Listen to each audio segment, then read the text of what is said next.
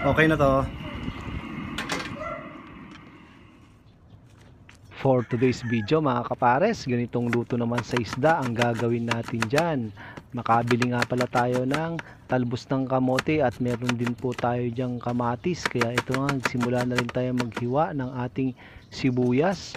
At syempre meron din po tayo dyang luyang ilalagay. Masarap talaga yung ganito. Hindi mo na kailangang maggisa, mas bawas po tayo sa mantika. Sa mga nagkakaedad, ganito talaga yung mga iniisip nilang lutuin para makaiwas tayo sa mamantikang pagkain. Kaya isunod naman natin yung ating kamatis na hihiwa-hiwain din po natin yan. Itong talbos nga ng kamote nabili ko ng 45 pesos talipapa, tatlong tali po yan. At itong isda naman ay nabili natin ng 248 siyam na piraso po yan. At meron din po tayong tatlong siling green na nabili. At ito na nga yung talbos ng kamote at tinatanggalan lang po natin yung talbos at nung matapos na kakaunti lang po yung nakuha natin sa halagang 45 pesos. Kaya ito naman sa kawali ay nilagay ko na yung ating hiniwa-hiwang luya pati na ng sibuyas at naglagay na rin po tayo dyan ng kamatis at dyan natin pahihigain yung ating isda. At pagkatapos naman yan mga kapares, ilagay ulit natin sa ibabaw yung ating luya pati na rin yung sibuyas pati na rin ang kamatis at sili. At pagkatapos buhusan naman natin yan ng maynilad.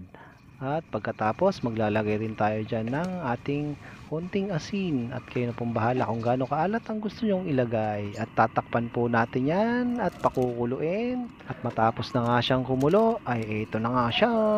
At maglalagay rin po tayo dyan ng pang-asim natin na tira nating sinigang sa gabi.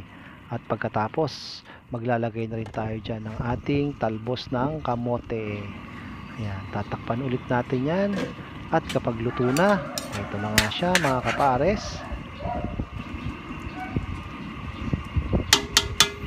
Okay na to. Luto na raw, kain na tayo. Iwas-iwas muna tayo sa mamantikang luto. Kaya ito yung niluto natin mga kapares. Napakasimple lang. Okay, kain po. Meron tayong dessert na mangga.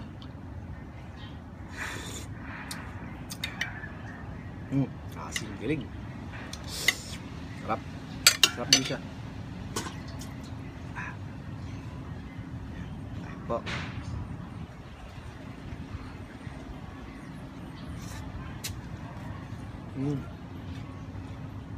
Okay na to.